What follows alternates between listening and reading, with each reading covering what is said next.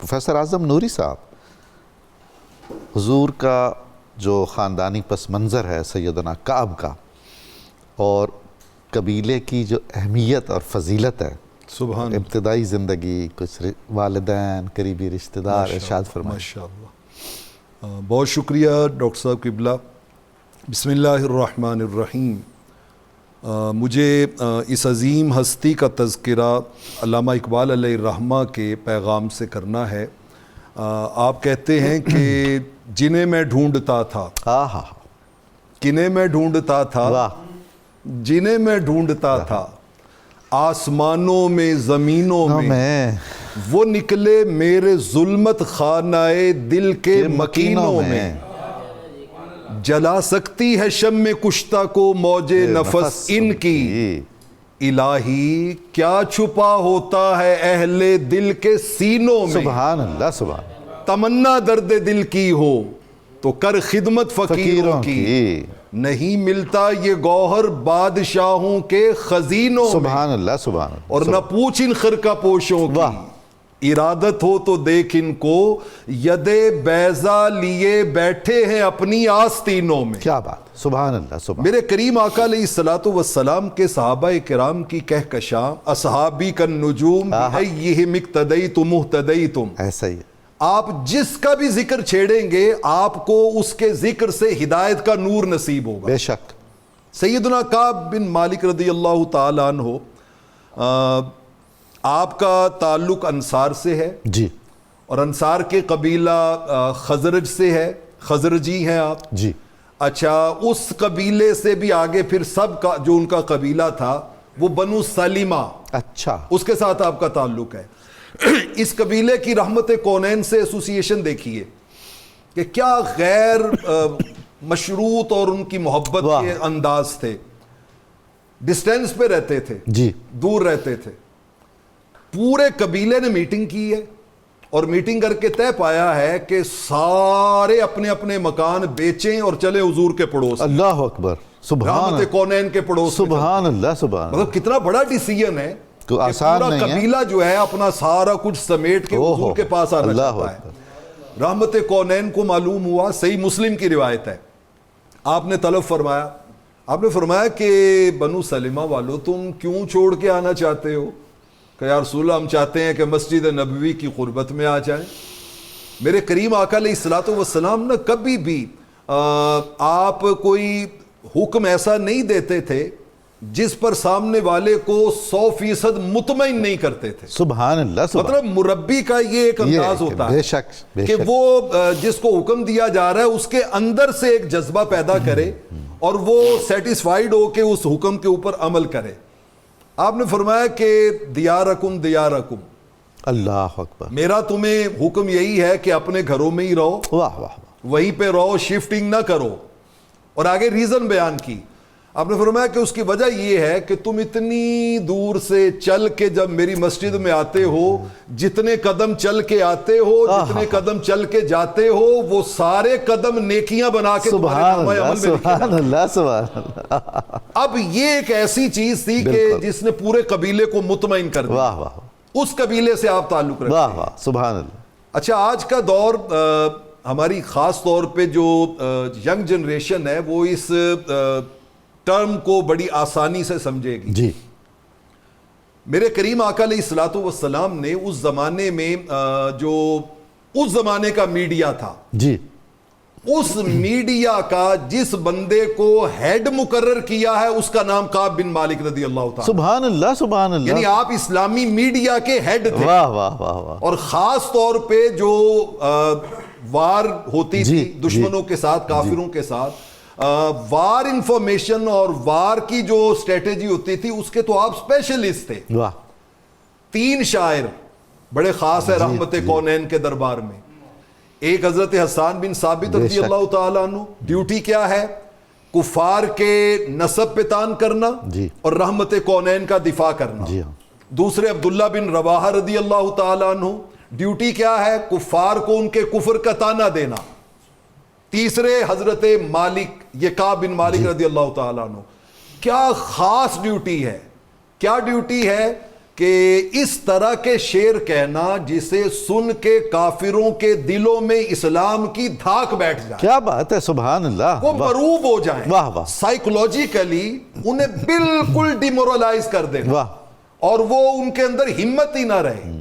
مثلا میں ان کا ایک شعر سناتا ہوں, ارشاد. اور یہ شعر ایسا ہے کہ ایک دن رحمت کونین امام ذہبی سیر و اعلام النبلاء میں لائے ہیں.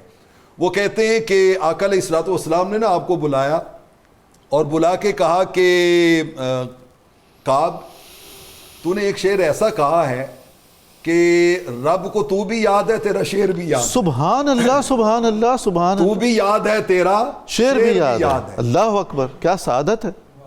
اللہ کرے کہ ان کی سعادت کے صدقے میں آج اس بارگاہ میں یہ پروگرام بھی یاد رہ جائے, اور اس میں آنے والے بھی یاد رہ جائیں, اس کو دیکھنے والے بھی یاد رہ جائیں. آمین, آمین. فرمایا تو بھی یاد ہے, تیرا شعر بھی یاد ہے. اچھا, شاعر کو بالعموم اپنے شعر یاد تو نہیں ہوتے. انہوں نے کہا یا رسول اللہ کون سا شعر؟ آپ سیدنا صدیق اکبر رضی اللہ تعالیٰ عنہ بیٹھے ہوئے تھے. آپ نے فرمایا کہ ابو بکر سناؤ نا اس کو شعر جو رب کو یاد ہے, اور ساتھ میں کہا کہ صرف یاد ہی نہیں ہے بلکہ رب نے مجھے پیغام بھیجا ہے کہ کعب کا یہ شعر کہنے پر میری طرف سے شکریہ ادا کرے. سبحان اللہ, اللہ اکبر, اس کا شکریہ ادا کرے. اللہ اکبر. اب ذرا دیکھیے, ناظرین بھی سوچیں گے وہ ایسا شعر کون سا ہے. اچھا, وہ ہماری موجودہ اس عہد کے ساتھ بہت اس کی ریزیمبلنس ہے.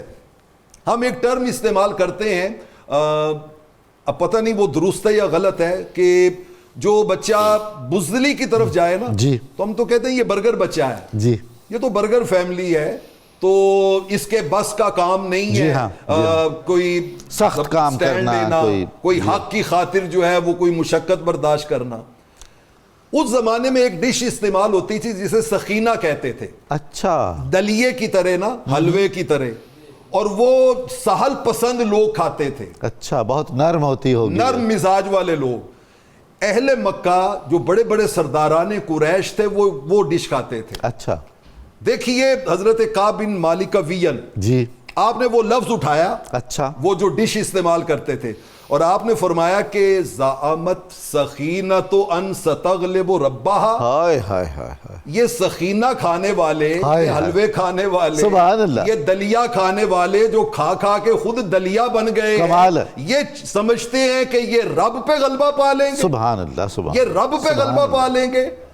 فَلَا يُغْلَبَنَّ مُغَالِبُ الْغَلَّابِ. ہائے ہائے ہائے, تاریخ انسانی اٹھا کے دیکھو, اس غلاب سے جو ٹکرایا ہے وہ مغلوب ہوا ہے, کبھی غلبہ نہیں پا سکا. واہ, میرے کریم آقا نے فرمایا کہ کعب تیرا یہ شعر رب کو اتنا پسند آیا ہے کہ رب کو تیرا شعر بھی یاد ہے, اور وہ تیرا اس پہ شکریہ ادا کرتا ہے. کیا بات ہے, سبحان اللہ, کتنا بڑا اعزاز. دیکھیے کہ آپ آیتیں اتری سورہ شعراء کی, جی, کہ شاعر, اور یہ دور جاہلیت کے شعراء کو کنڈیم کیا گیا کہ ان کا کام ہے جھوٹی سچی باتیں گھڑتے رہنا, ہر وادی میں گھومتے رہنا, بھٹکتے رہنا, پاک دامن عورتوں پہ تہمت لگاتے ہیں, پاک دامن عورتوں پہ تہمتیں لگا دینا, جھوٹ کے پلندے تیار کرنا.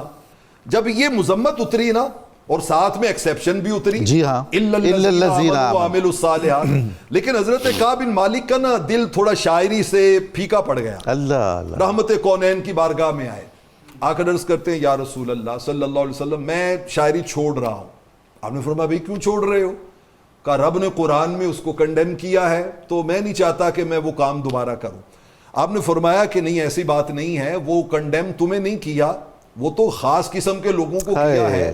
یہ جو تم کام کرتے ہو نا, المومن یجاہد بسیفہ ولسانہ. سبحان اللہ, مومن جہاد کرتا ہے تلوار کے ساتھ بھی, مومن جہاد کرتا ہے زبان کے ساتھ بھی. فرمایا یہ جو تم شاعری کرتے ہو نا, تمہیں کیا خبر, لہو اشد علیہم من وقع النبل. میرے مجاہدوں کے تیر اتنے ان کے پرخچے نہیں اڑاتے جتنے تیرے شعر ان کے پرخچے اڑا دیتے. سبحان اللہ, سبحان اللہ. بعض اوقات بڑے بڑے لوگوں کی کنٹریبیوشن وہ نہیں کر پاتی جو ایک مخلص آدمی کا کہا ہوا ایک جملہ قوموں کی تقدیر بدل کے رکھ دیتا. بالکل, کوئی شک نہیں. میں ایک آخری کوٹیشن یہاں پہ دینا چاہوں گا کہ ایک بہت بڑا قبیلہ ہے, قبیلہ دوس. جی, یعنی آپ اندازہ لگائیے کہ حضرت کعب بن مالک رضی اللہ تعالیٰ عنہ نے ایک شعر کہا, اور جسٹ ایک شعر, اس سے جو ہمارے انٹلیکچول ہے, جو اس فن لطیفہ سے منسلک ہیں وہ ذرا غور کریں کہ اگر ہم اس کو پازیٹیولی یوز کریں تو اس کے ریزلٹس کتنے بڑے بڑے ہیں. بے شک. حضرت کعب بن مالک نے جسٹ ایک شعر کہا اور اس ایک شعر کے اندر ایک ایسا زبردست میسج تھا کہ پورا قبیلہ، حالانکہ عرب جنگجو جی جنگجو عرب جو ہے وہ بڑے مطلب لڑائیوں میں ماہر تھے، ان کے لیے مسئلہ ہی کوئی اور نہیں ان ہے. کے لیے مطلب حمیت، غیرت، تعصب، یہ چیزیں بہت اہمیت رکھتی تھیں. لیکن کعب بن مالک کے ایک شعر نے پورے قبیلہ دوس کو ہلا کے رکھ دیا. اللہ، اور وہ سارے کے سارے یونینیمسلی آ کے رحمت کونین کی بارگاہ میں کلمہ پڑھ کے مسلمان. سبحان اللہ سبحان اللہ. وہ شعر کیا تھا؟ وہ شعر کیا تھا؟ خیبر فتح ہو چکا ہے جی. فاتح خیبر کی بہادری ساری کائنات نے دیکھ لی.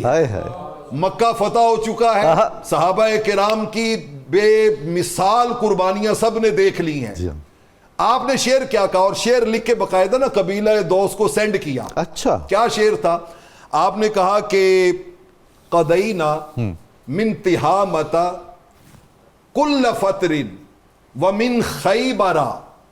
انہوں نے کہا کہ ہم مکہ کو بھی فتح کر چکے ہیں، خیبر کو بھی فتح کر چکے ہیں. جی. اطنبنا السیوفا، اور ہم نے اپنی تلواریں جو ہیں وہ نیاموں میں ڈال دی ہیں. ٹھیک. لیکن ان کا ہماری تلواریں نہ کچھ بولنا چاہتی ہیں. ہائے ہائے واہ واہ. ہماری تلواریں نیاموں میں خاموش نہیں ہیں، وہ بولنا چاہتی ہیں. سبحان اللہ. اور وہ پتہ ہے کیا بولنا چاہتی ہیں؟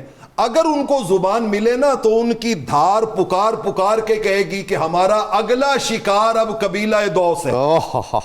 ہمارا اگلا شکار قبیلہ دوس ہے. سبحان اللہ. بس اس شعر کا اس قبیلے تک پہنچنا تھا کہ ان کے اوسان خطا ہو گئے. ان کا جنہوں نے تہامہ والوں کو نہیں چھوڑا، خیبر والوں کو نہیں چھوڑا، وہ دوس والوں کا کیا حال کریں گے؟ سارے مل کے آئے ہیں اور حضور کی بارگاہ میں بغیر لڑائی کے سرنڈر کر کے کلمہ پڑھ کے مسلمان. سبحان اللہ سبحان اللہ سبحان. دوست یہ اپنا حضرت کعب بن مالک رضی اللہ تعالیٰ عنہ کا کنٹریبیوشن ہے کہ انہوں نے چونکہ تعلق اس ذات سے جوڑ لیا تھا، بے شک. اور جو اس ذات پہ فدا ہو جاتا ہے پھر اللہ اس کے ایک ایک جیسچر میں تاثیر پیدا کر دیتا ہے. ایسا ہی ہے. اور انہوں نے تعلق کس لیول پہ جوڑ لیا تھا؟